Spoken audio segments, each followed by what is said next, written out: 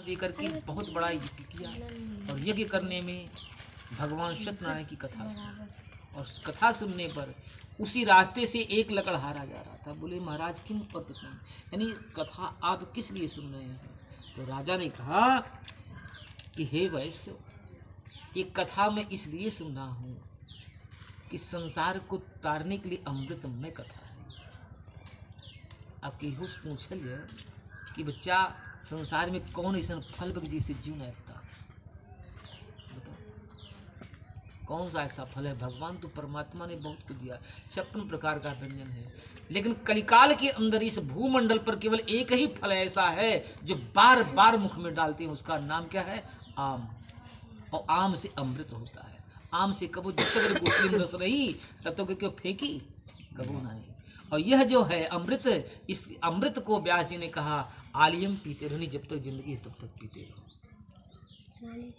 ये नहीं क्यों कहे कि हरे हम बहुत ब्रह्म की बाटी बहुत पढ़ा लिखा है, लिखा है कि हरि कथा हरि नाम अनंता बहुविधि सब काम है संता। इस तरह से भक्ति पूर्वक प्रसाद को ग्रहण किया, और ग्रहण करने के बाद में कहा कि हे प्रभु, हे परमात्मा, आज की जितनी कमाई होगी उतने का मैं कथा सुनूंगा।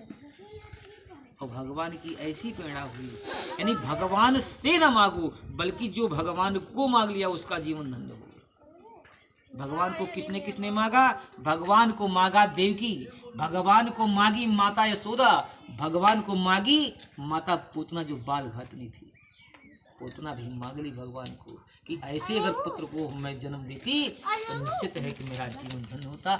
और उसके बाद में जो राजा बल की बहन थी वह पूतना, और जब पूतना देखी कि अगर ये मेरे भाई का सारा धन हरण कर लिया, उसी को नाराज होकर कही बोली ऐसे पुत्र को मैं अपने स्तन में जहर लपेट इसको मार डालूंगा। भगवान ने कहा सिरोधार है माँ, अगले जन्म में कितना अवतार में आपका यह आशा जो है, यह परिपूर्ण जो आपका संकल्प है मैं पूर्ण करूंगा।